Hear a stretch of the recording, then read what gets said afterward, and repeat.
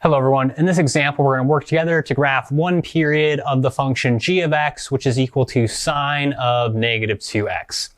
And to get started with this example, the first thing we want to recognize is that our function g of x is going to be a transformation of our sine function. And we have to kind of read our function notation to figure out exactly what transformation is occurring. And so the observation that we can make, and we don't necessarily have to write all this function notation down, but it is a nice way of kind of performing our analysis, is that if we think of our starting function f of x as our basic sine function, then we can express g of x as f of negative 2x. That gets us sine of negative 2x. And now we can look back at our notes for all those transformations of functions and figure out, well, f of negative 2x, what kind of transformation is that? Like I said, this function notation probably isn't necessary for that since we can still read it from our sine functions notation. But either way, we want to be able to figure out, well, the transformation that we have here, we have some multiplication occurring inside of our function. So remember, if we have multiplication, that's going to be a stretch, compression, or flip. And if it happens inside of our function, that's going to affect x values or be a horizontal transformation. So now we have to be careful in describing exactly the correct horizontal transformation that occurs. We have multiplication going on here, so we know that's going to be a stretch, compression, or flip. We have to remember for our horizontal transformations, it's always sort of counterintuitive. So multiplying by 2 intuitively might make us think we're going to make things grow by a factor of 2. But we have to remember these horizontal transformations are counterintuitive, kind of do the opposite of that. So actually we have to divide everything by 2. So our horizontal transformation is going to be a horizontal compression by a factor of 1/2.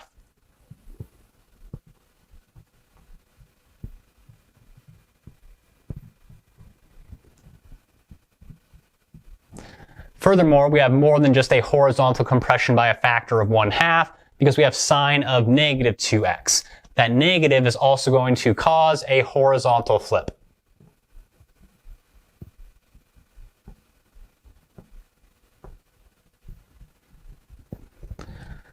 So really we kind of have two transformations going on here, but they can be performed at the exact same time.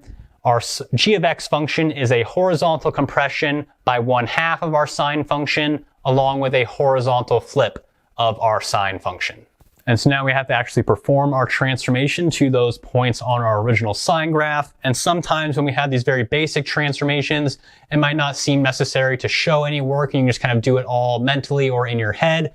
But this table approach is going to be a great way to show your work and get partial credit if you make a mistake. And it's going to end up being pretty necessary when we look at more complicated transformations like combinations of transformations. So the first column in my table when I set it up is just going to be the 5 key points on that first period of our untransformed sine function.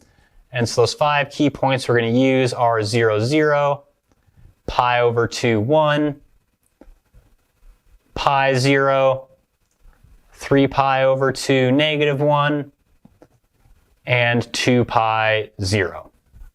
Right? These are just those 5 key points that correspond to the midline or equilibrium or midpoint of our sine function, as well as the maximum and minimum values that it hits in that first period on the interval from 0 to 2 pi. All right, so my next column, we'll go ahead and start performing our transformations. And usually this might have several columns in this table depending on how many transformations we have and which transformations are occurring. Here we really have 2 transformations, but they can be done all at once. So in the end, we will look at the function we're interested in, which is sine of negative 2x. And so now we have to remember, how do we perform this transformation? Well, we take our original points, and to perform this horizontal compression and flip, we have to multiply all these x values by negative 1/2 or divide all of them by negative 2. So none of our y values will be affected or change here. And for this first point, nothing happens because that x value of 0 divided by negative 2 is still going to be at 0. Our second point, we will start noticing the changes. Right? Nothing's happening for any of these y values because this is only a horizontal transformation that is occurring. We have to compress and flip this x value of pi over 2. Compressing it by 1/2 makes it pi over 4, and flipping it makes it negative pi over 4. The easier way to do it is just take all these x values and divide them by -2.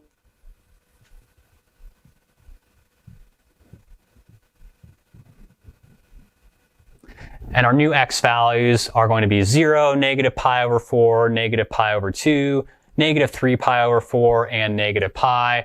And those y values were unaffected. Those are the same as in the original column. All right, so now I've gone ahead and set up my axes for these 5 key points that we found on one period of our function sine of -2x. And so that first point is going to be the origin 0, 0. Our next point, now moving to the left though, is -π/4, +1, followed by -π/2, 0, then -3π/2, -1, followed by -π, 0. Let's go ahead and connect these dots with that wavy curve that we know our sine function has. And so in orange here, we have the graph of one period of our function sine of -2x. If we wanted to graph an additional period, well, now we just have to copy paste this graph one interval to the left or the right, depending on which direction we want that additional period to go.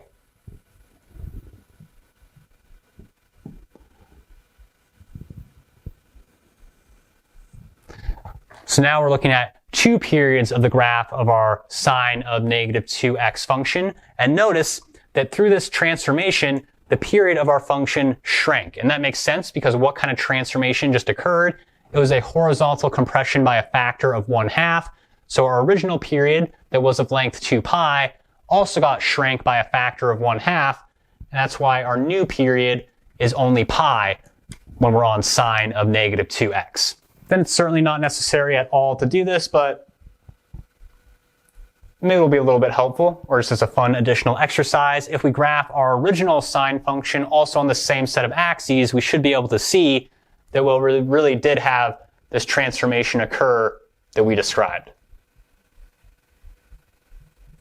So our sine function untransformed, I'll do it in blue, goes through 0, 0, π/2, 1, π, 0, 3π/2, -1, and 2π.